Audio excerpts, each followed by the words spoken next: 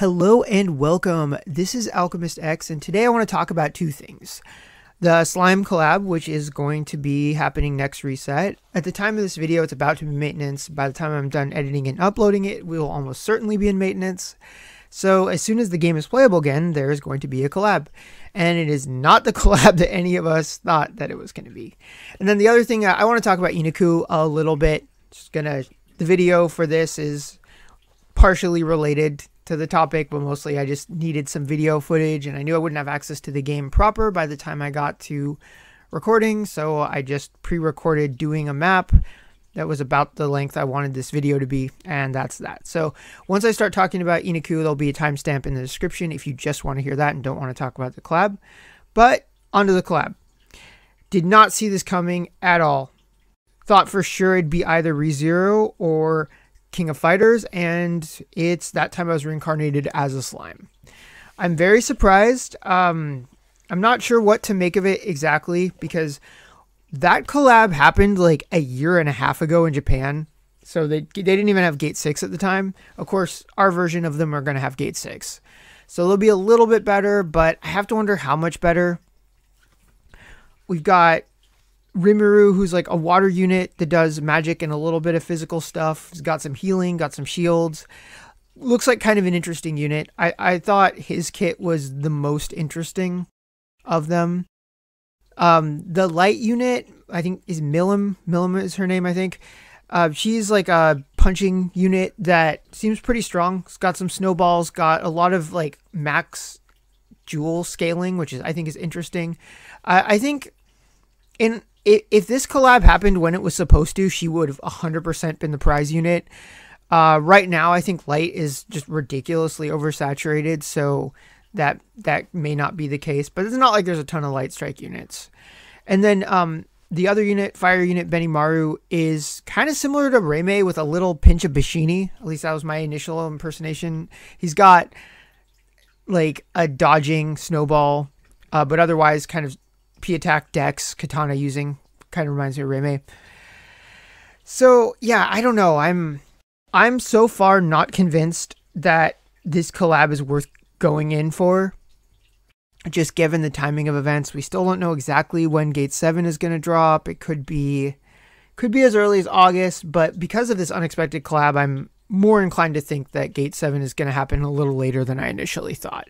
But nonetheless, nothing's confirmed until it's properly confirmed, and Nimul is going to be a very expensive unit, so at least for me, this collab is going to be something of a skip, although I'm going to reserve the right to change my mind just in case there's something crazy awesome being offered on the banners, but I kind of doubt it. Unless it's super cheap, it's most likely going to be a pass, just because even with Gate 6, I just think that I could see these units getting eclipsed as soon as Gate 7 drops, and maybe 1, 2, 3, at most 4 months is enough utility for some of those units to be worth it. Sometimes it is. I mean, collab units are pretty much the definition of a short-term investment if they're really good, with the exception of Naofumi and Raphtalia, who are just absurdly bonkers good, so that's the exception, not the rule. But like I said, I am not convinced yet.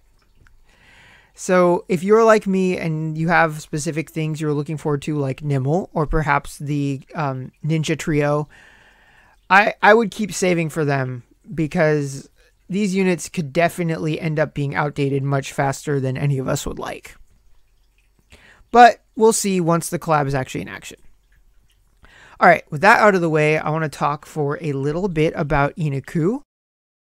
So Yna Ku has gone from what I would call like the least impressive of the Genesis God units to now being worthy of the title.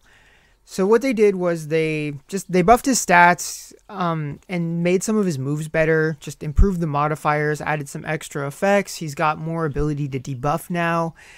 He just feels more mobile, got good jewel economy, just, you know, assuming you have access to like his full kit, like Memento, VCR, etc., then you have a unit that's basically overcome all of the previous problems. And I really enjoy using him. But would I recommend chasing after him in like using, gems that you have saved up for something else originally? No, I don't. I think if you're saving for Nimul or the Ninja Trio, keep doing that. Don't go out of your way to get him. But if you just happen to have gotten him from, say, a reroll banner or one of the Genesis 2.5s, or had enough shards to transmute him from just collecting them over time, then yeah, I think he's worth raising. 100% doubly so if you have the memento. You got someone that can provide a shield, they can remove debuffs and make you immune to debuffs for a few turns. Especially with the max limit break memento, his jewel economy is great. Like, you don't even need to use the berserker sub on him and just use him as a counter meme unit instead, because he'll just regen jewels per turn. Judith makes him just disturbingly strong. So there's a lot that you can do with him. Great for soloing maps as long as slash damage is viable.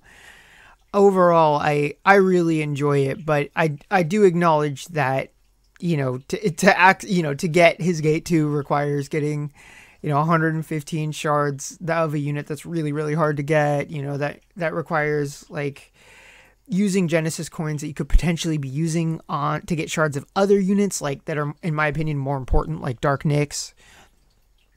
So kind of a high cost in that sense, but sometimes the game just throws things at you. Like for me, that was Dark Julia.